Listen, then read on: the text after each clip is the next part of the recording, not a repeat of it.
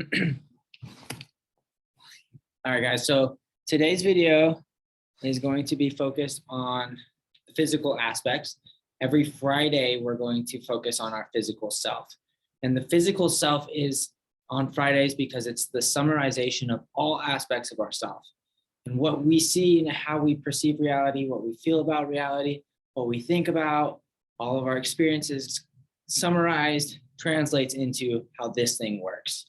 And that is because when this thing is operating and other people are perceiving you, they're looking at you as the summarized self through your energy is like manifested out, and they see how you act, they see how you behave, they see how you treat others, and they see not just like your physical self, but the emotions that you bring with it and the intention that you have behind it.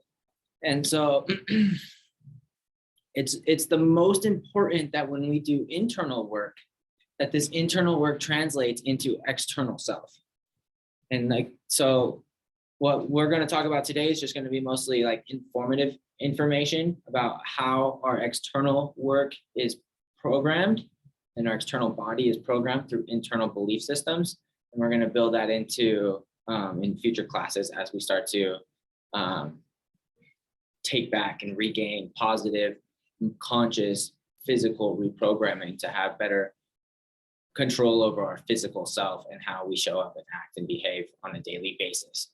And so we're starting with everything that this body goes through from the time you're born until the time you die is reflected inside of you.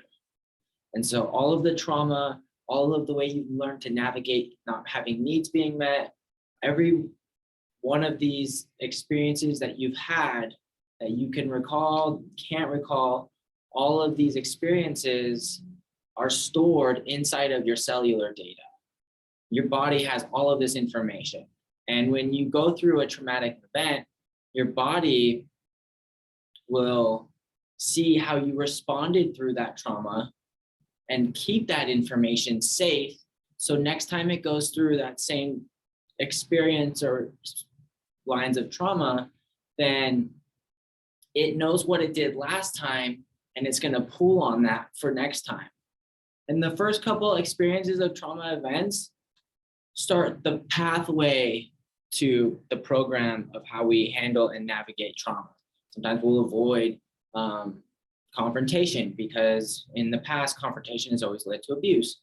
Sometimes we'll avoid taking responsibility because in the past, every time we were bad or wrong for something, we were always punished or beaten, spanked, whatever form of punishment, you know. So we've learned to navigate how we ask for our needs to be met, so that way we can do it more consciously and with more intention on what we actually need as an individual.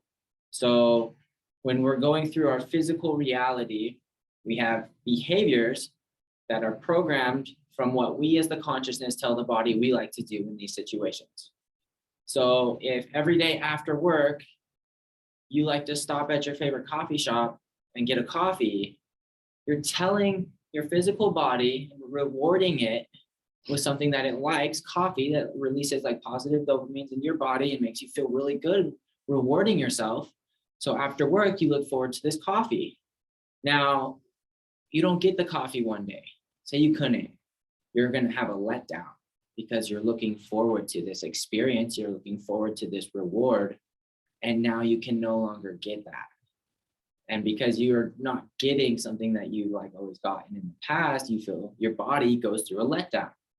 And this is released by chemicals and of excitement, followed by a big release of like the opposite chemical, and that causes us to go from a sensation of being really happy and excited to being down here in a letdown or in a trough of our emotional state.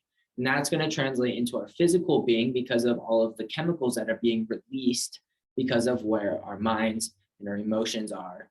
And now our physical body is going through these stresses and it's trying to figure out, how can I recalibrate and navigate this trauma or this stress? And I'm not getting what I wanted or needed. And I like need that for me to feel good about myself. So now it's going through other things. So now it might start eating candy, it might start drinking water, it might look for something else to replace it with in order to get that experience that it was having consistently. I mean, even just after one day of not having that. And the longer you postpone that and you hold that back, you start a transmutation process of, well, I'm not going to do it today. I'm not going to do it again today. It's a reward thing. Maybe I only want to drink coffees in the evenings or the afternoons when I have had an especially long shift at work or like super long project. So that way it's more of an actual reward-based system instead of a perceived need. And every single thing we have learned to do in our life is programmed through these perceptions. And so when you eat the food that you eat, it's because you like it and you like, that's what you want to reward or feed yourself with. Oftentimes the food that we like, reward or feed ourselves with violates and goes against what our physical body actually needs. We need more nutrition, we need more health. We've been working really, really hard. We shouldn't go and eat a bunch of greasy food, so we have to work even more hard to process it. We should go and eat a nice, healthy, like smoothie with some like other healthy stuff and give our body the nutrients and energy that it needs to recharge from all of the effort it just went through. It's our mental self that wants to have the reward. It's that emotional gratification that it wants to have that from that reward. But in our physical self, our physical needs are more nutrition so we can continue to recover from the stress that we just went through. So as we start to become more conscious of our actions moving forward, we can have more conscious change. We can start to see what am I addicted to? What have I programmed myself to need consistently in order to feel good within myself? And that comes through all forms of addiction. Every food, I mean, most everything we do, video games, watching TV, from like everything that we do as a reward system in overabundance creates a dependency on this reward system in order to get positive emotions or gratification out of it. And so as we work forward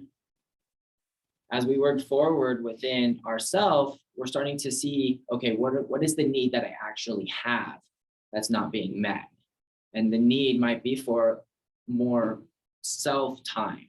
You might need to actually go home and take like an extra nice bath for yourself and sit there and allow your muscles to like really relax and decompress because they've been stiff for several days because you've been so stressed out. So don't reward yourself with the coffee that's going to cause you to continue being more like hyper and stressed. Go and reward yourself with a nice like massage that's going to cause everything to relax and release. And then you're going to start to get a better sense of dopamine release, a more fulfilling one that lasts longer because you're actually meeting the need that your body's trying to tell you that it has. And so the first part of learning our physical self is learning how our physical self works. Everybody's physical self is different, and everybody's physical self is sensitive. They're very highly sensitive suits, and we have to learn how these sensitivities work. Oftentimes we will overconsume in order to like become desensitized to something.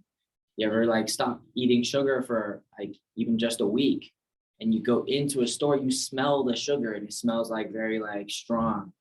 But if you start eating sugar a lot and you're always like exposed to that scent, you go more nose blind to it and you won't pick it up as commonly. And so our suits are actually naturally very, very sensitive. If we stop over indulging and we start to slow down and listen to what is our body trying to tell us that it needs and where is this coming from? So then we can act appropriately to maintain our best form of health and act and show up in the best that we can for others. Because when I'm healthy, then I can be supportive for you in a healthy way. And that's where we move on to the second part of the physical manifestation is what we bring to others and how we interact with others who are in the physical plane. And what that means is like when I come in contact with you or anybody, any kind of circumstances that can befall upon me, how am I going to respond to that? And every time I choose a response, I choose what words to say, I choose what like empathy to have or to bring or understanding or like support. I choose if I like want to be like annoyed over the situation. I choose what I want to do in the situation. And it's up to me to hold myself accountable and responsible and choose to show up and choose to be there and choose to support and make my physical self help and support in the ways by saying the most positive words. Hey, I really love you. I just want to let you know I'm here for you. I care so much about you. Um, if there's anything that I can do for you, just know that I'm here to support you and throughout the forever, like just all of the reassurance that you can with your physical self. And then with you, when you make a mistake, owning that mistake and recognizing that and taking responsibility by saying, I did something wrong and I recognize that that was hurtful. And I'm very sorry that my actions hurt you. And I see what I did that was wrong. And I'm going to work harder in the future so that way I cannot do those actions to others because those actions are hurtful. And hold ourselves accountable so next time that energy line comes up and we're in that space, we can recognize last time I was here, I hurt somebody with this. I said something that was hurtful. We can stop and we can check in with ourselves and say, okay, what is it that I need in this state? What is it that my body is like not have gotten in the past that it's like been learning to navigate of? What sensory overload am I going through? What is going on within the suit that's causing me to want to behave and act in these ways? So we can start to look at more of the root issue. Sometimes it's the way we like, maybe we need attention. And it's been the way that we've like gotten used to asking for attention. And so you'll see it with kids when you like tell them that you can't like play with them right now, they might like start yelling and throw a big like meltdown. And it's because they're using that to get attention. It's not necessarily playing, they need attention. And so if the attention that you're going to give them is going to be like calming that energy down in whatever form, healthy or unhealthy, makes no difference. They need the attention. And so oftentimes, like not often, like everybody, every one of us has gone through life where we've asked for attention and have not received it. And then the response, our body and our system has had to learn how to navigate our need for attention in a way that it's going to meet that need. Doesn't matter if it's healthy or unhealthy because we just need the need met. And so now we're more mature, we can stop and recognize, okay, what have I been doing to meet these needs? And which of these are healthy for me and which of these are unhealthy? And saying, okay, how can I meet these needs in a more healthy way? And working actively to seek that out from ourselves and our environment. Hey, I really need a hug. Can you give me a hug? Don't be afraid to ask somebody you love or care about or who's around to just give you a hug, because that's a need that you have. And when you get that and you're able to feed that need, then your body is going to feel very satisfied. It's going to get a huge rush of dopamine. It's going to counterbalance any of like the negative energy of like depression or onset negative thoughts or this rough energy, because as soon as we have a need going up, we are able to ask for that and get that need met. And then that need feels satisfied before these other triggers happen. Because as this need goes up, we're going to get the energy from having a need that's not being met, and then having anxiety because our needs are too much, and then having more like rushed or hyper sense of like unfulfillment because our needs are even more and they're higher and they're still being unmet. And now we don't have any way of meeting them. So we're going to meet them ourselves by maybe like overindulging in our favorite food, eat like the whole thing of ice cream. And now we've got an overload of dopamine. So now our needs are unmet, but we feel very, very good. And we're okay because we feel very good about ourselves for right now. And now the dopamine is fake sugar. So it didn't actually give us like real sugar that our body needs in order to fight through this like massive chemical like overload that it's going through of stress. We're feeding it all of this unhealthy sugar. So it goes through peaks of dopamine release followed by extreme troughs of like big letdown energy where it's going to just not have any anxious or any energy to even help or show up or support you through this, which is going to further perpetuate depression type energy. And that's going to translate back into, I have this need that's still not being met. And it's very difficult for us to recognize this and still have the power to show up with ourselves and hold ourselves and say, honestly, that, I just need hugs, I need attention, I need praise, I need time with you. Recognizing what your needs are, I appreciate when I get a gift, or it makes me feel thought of, or maybe you like to give gifts. Like, man, that can feel love languages and just giving to others and giving them gifts, and you feel good about what you give to them. And just recognizing where that's coming from, so you can start to ask for that from people around you, and you can work to feed that need. And we can start to feed these needs before they start coming up here and triggering these higher senses of coping. We can start to work through and easily start to recognize that it's okay for me to have a need and to ask for that to be met. And it's really healthy and important that we, in our physical bodies, recognize what does the physical system need in order for it to keep functioning in a healthy way. And it's a whole spectrum, from nutrition to exercise to having physical touch and love languages being met. And inside of all of that is a whole spectrum of presence and accountability and the words you choose and the places you go and the experiences you have. And there's so much depth into it that we have to learn the sensitivities that our body goes through. And we have to learn to say, okay, self, what needs do I have? What needs can I meet? And what needs do I need to ask for? And learning, when you have to ask for needs, okay, self, what is it going to look like for me to ask for my needs? And maybe putting phrasing, hey, I need a hug. Can I have a hug? Hey, I really need some quality time, so would you spend time with me? I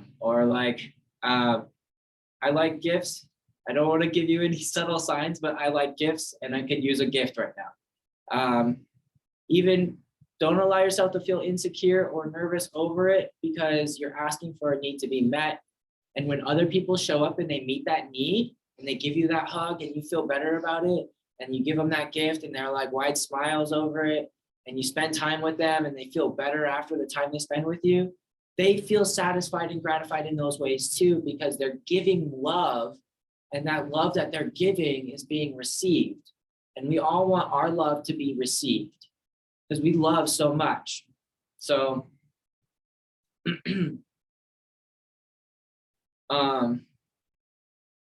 as we move forward into the future classes, we're going to be holding ourselves more accountable in our actions.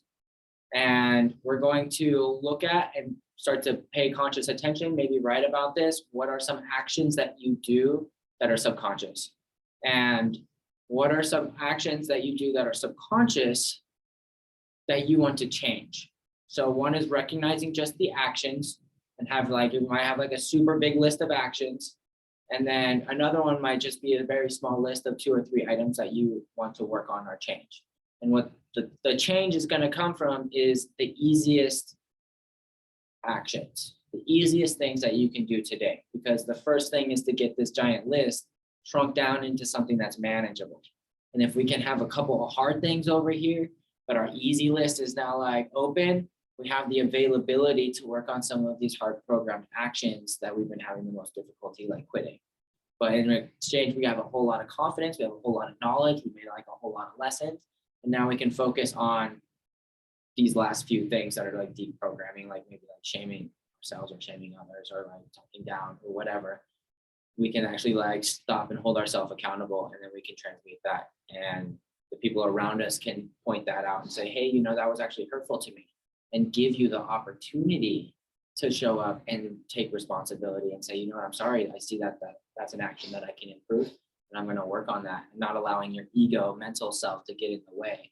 Because thoughts, when we work with our thoughts, that's on Wednesday. When we're working in our body, it's not about what the ego wants. It's not about what's going to give us emotional gratification.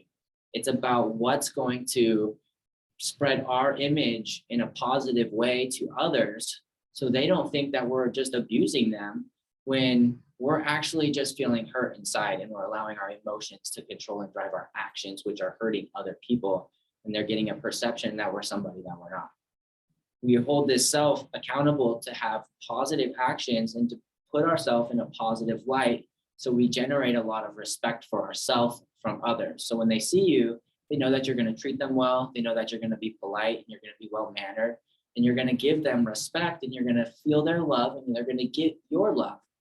And then we're all going to feel really happy about that. And as a planet, our whole planet's going to be like this. And then that's the objective, is every being you meet, every person you interact with, they all behave in these selfless, loving aspects. So that way we have more harmony and peace within our entire realm planet. So that's my class, introduction to like physical self. We're going to focus on, again, next time, looking at some of these physical actions that we do and reprogramming them with other non-physical beliefs and behaviors that will manifest into these actions.